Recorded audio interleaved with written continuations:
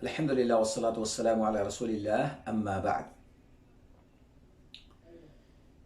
قال النبي صلى الله عليه وسلم: كل مولود يولد على الفطرة فأبواه يهودانه أو ينصرانه أو يمجسانه. ہر بچہ فطرت اسلام پر پیدا ہوتا ہے، پھر اس کے ماں باپ اس کو یا تو یہودی بنا دیتے ہیں یا نصرانی بنا دیتے ہیں یا مجوسی بنا دیتے ہیں۔ الحمدللہ ہم اسلامی گھرانے میں پیدا ہوئے اور ہمارے ماں باپ مسلمان تھے، ہم مسلمان ہیں۔ سب سے بڑی نعمت اسلام پر پیدا ہو کر کے اسلام پہ باقی رہنا۔ ہر بچہ اسلام پر پیدا ہوتا ہے، اس بڑی نعمت کے ساتھ وہ آتا ہے، لیکن اصل جو کردار بچوں میں ہوتا ہے وہ یہ ان کے ماں باپ کا۔ ان کے ماں باپ کیا ہیں، ان کے ماں باپ کس دین کے ماننے والے ہیں۔ اس کے بعد وہ اپنے بچوں کو اپنے اسی دین میں داخل کر لیتے ہیں، اپنے رنگ میں ان کو رنگ لیتے ہیں۔ تو یہ کتنا بڑا اللہ کا کرم ہے کہ اللہ رب العالمین نے ہمیں ایک ایسے ملک میں پیدا کیا جہاں اکثریت غیر مسلموں کی ہے، اور ایسے بیچ میں اللہ تعالیٰ نے ہمیں اسلامی گھرانے میں پیدا کیا۔ اس کے بعد پلس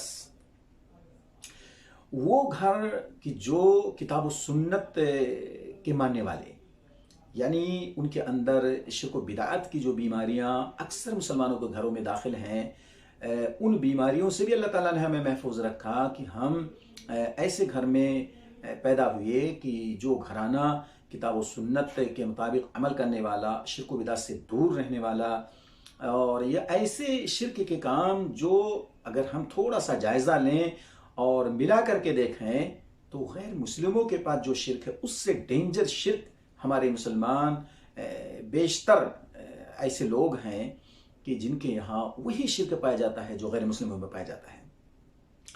ایسے میں اللہ رب العالمین کا جتنا شکر ادا کرتا ہے کہ اللہ تعالیٰ نے ہمیں اس طرح کے گھر میں پیدا کیا۔ اللہ رب العالمین سے ہم دعا کرتے ہیں کہ اللہ رب العالمین نے جس طریقے سے صاف ستھرے ماحول میں، صاف ستھرے گھر میں، اسلامی گھرانے میں، اور پھر اس کے بعد کتاب و سنت والے گھرانے میں پیدا کیا، اللہ تعالیٰ اسی پر باقی رکھے اور اسی پر زندگی گزارنے کی ہمیں توفیق میں دے، اور جب ہمارا خاتمہ اس دنیا سے ہو اسی دین پر ہمارا خاتمہ ہو جو صحیح دین ہے، جو صحیح اسلام ہے، اور جس کے اندر خالص کتاب و سنت کی تعلیمات ہیں، اس کے اندر کوئی آمیزش شرک و بدعت کی نہیں ہے۔ اللہ رب العالمین ہمیں اس بات کی توفیق عطا فرمائے کہ ہم شرک سے محفوظ رہیں، توحید کو اپنا کر کے زندگی میں جئیں اور اسی پر خاتمہ ہو۔